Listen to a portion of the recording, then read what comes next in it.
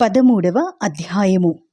దావీదు సహస్రాధిపతులతోనూ శతాధిపతులతోనూ అధిపతులందరితోనూ ఆలోచన చేసి సమాజముగా కూడిన ఇశ్రాయేలీయులందరితో ఇలాగు సెలవిచ్చెను.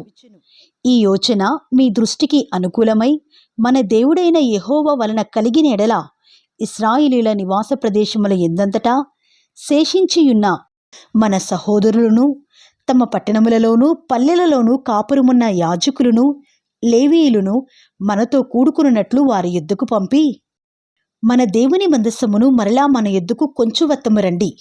సౌలు దినములలో దాని యొద్ద మనము విచారణ చేయకయే ఉంటిమి. ఈ కార్యము సమాజకులందరి దృష్టికి అనుకూలమాయను గనుక జనులందరూ ఆ ప్రకారము చేయుదుమనిరి. కాగా దేవుని మందసమును కిర్యత్యారీము నుండి తీసుకుని వచ్చుటకు దావీదు ఐగుప్తు యొక్క షీహోరు నది మొదలుకొని హమాతునకు పోవు మార్గము వరకు నుండు ఇశ్రాయేలీయులనందరినీ సమకూర్చెను.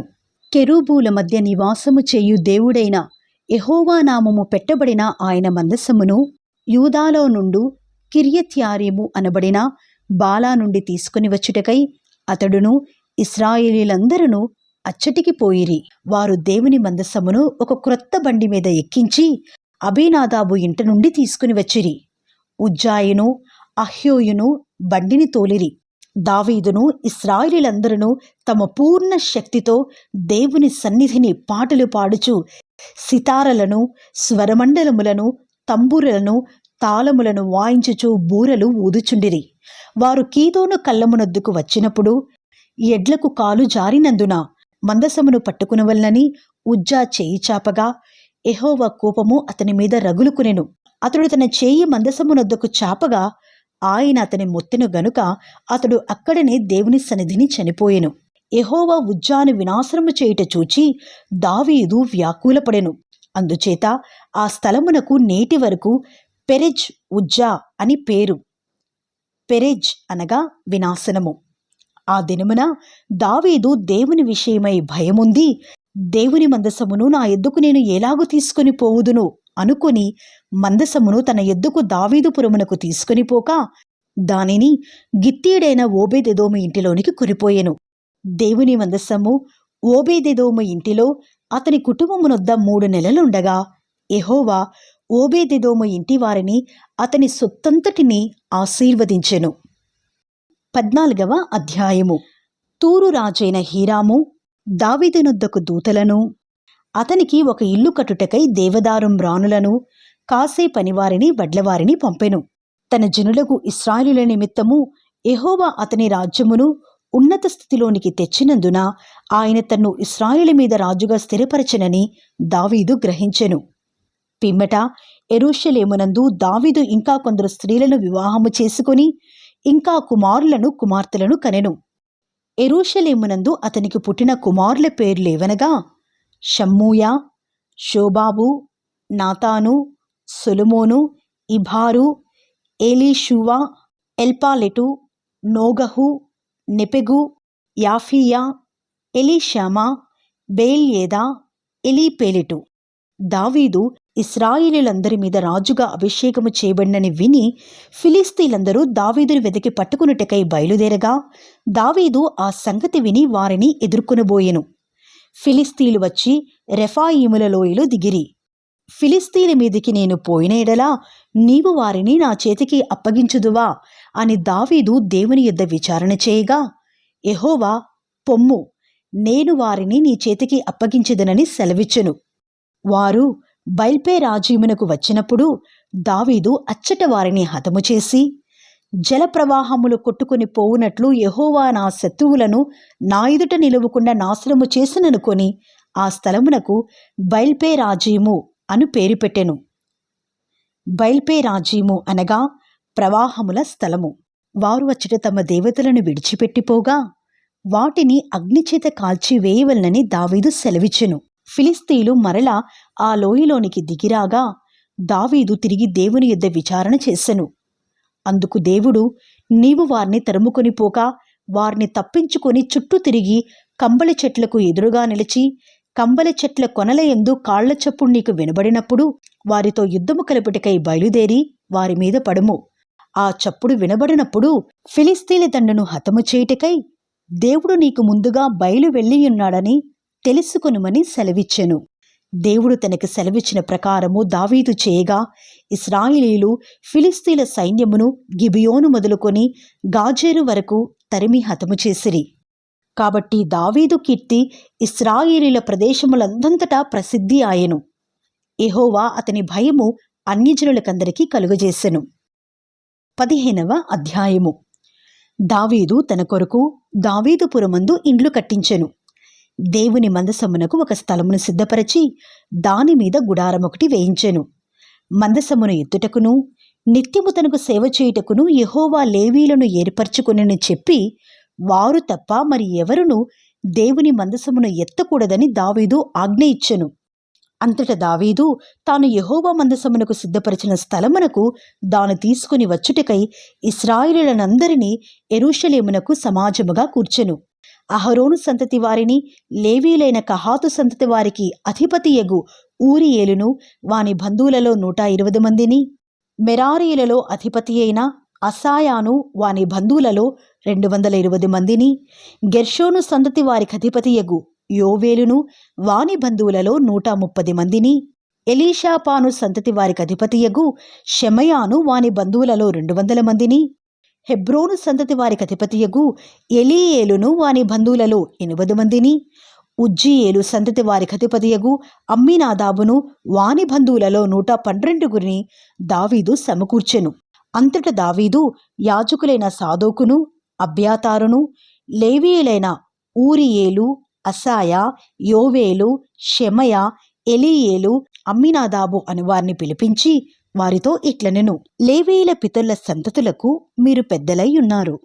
ఇంతకుముందు మీరు ఇశ్రాయేలుల దేవుడైన యెహోవా మందసమును మోయక యుండుట చేతను మనము మన దేవుడైన యెహోవా యుద్ధ విధిని బట్టి విచారణ చేయకుండుట చేతను ఆయన మనలో నాశనము కలుగజేసెను. కావున ఇప్పుడు మీరును మీ వారును మిమ్మును మీరు ప్రతిష్ఠించుకొని నేను ఆ మందసమునకు సిద్ధపరిచిన స్థలమునకు దాని తేవలెను. అప్పుడు యాజకులను, లేవీయులను ఇశ్రాయేలుల దేవుడైన యెహోవా మందసమును తెచ్చుటకై తమ్ము తాము ప్రతిష్ఠించుకునిరి. తరువాత లేవీయులు యెహోవా సెలవిచ్చిన మాటను బట్టి మోషే ఆజ్ఞాపించినట్లు దేవుని మందసమును దాని దండెలతో తమ భుజముల మీదికి ఎత్తుకునిరి.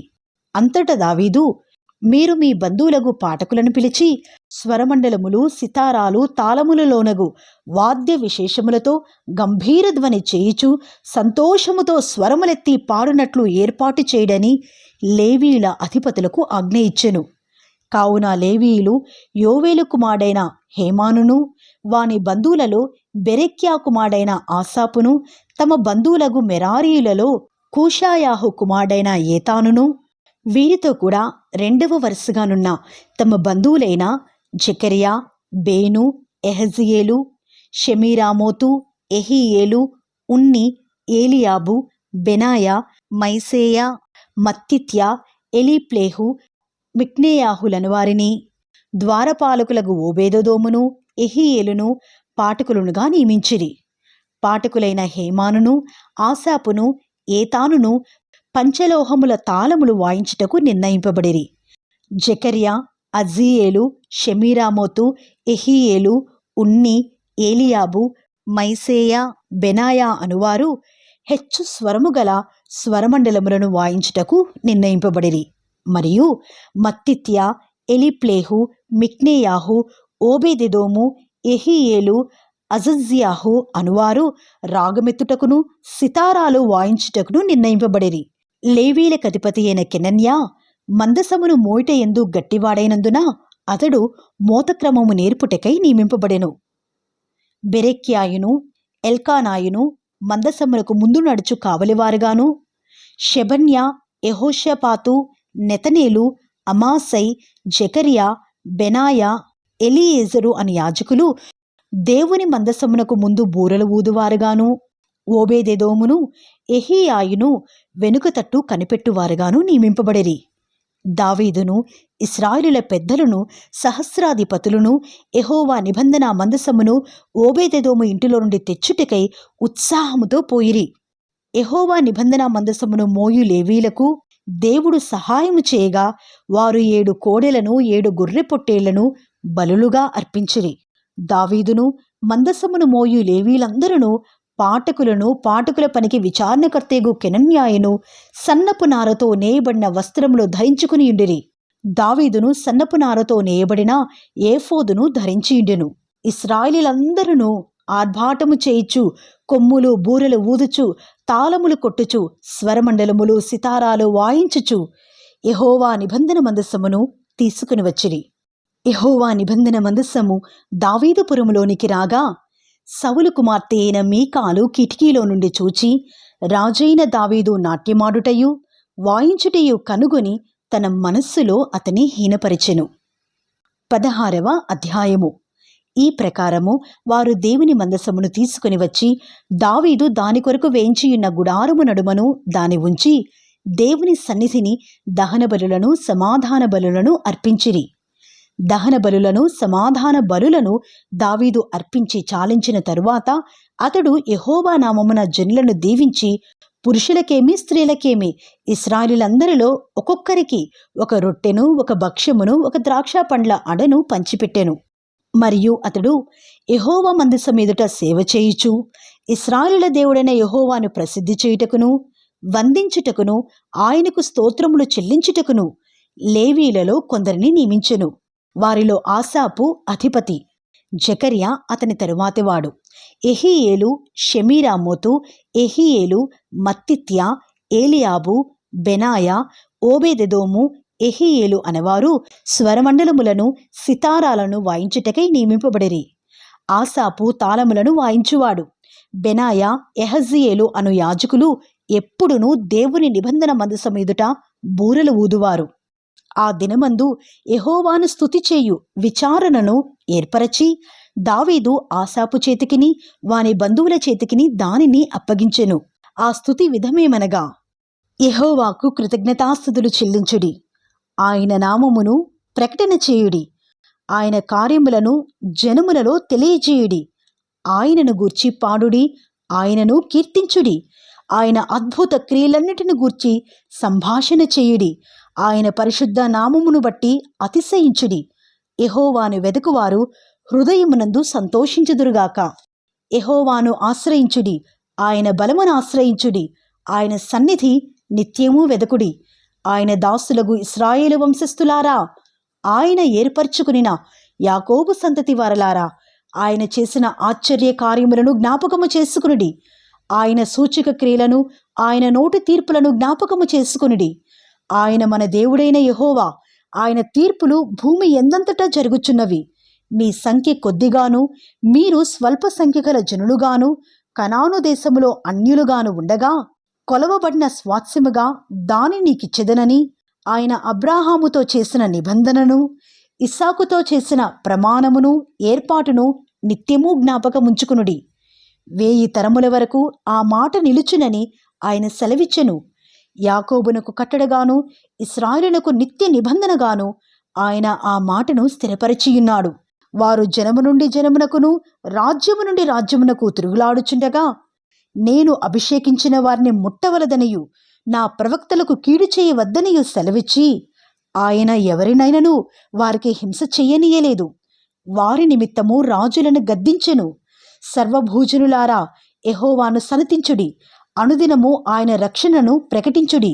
అన్యజనులలో ఆయన మహిమను ప్రచురించుడి, సమస్త జనములలో ఆయన ఆశ్చర్యకార్యములను ప్రచురించుడి.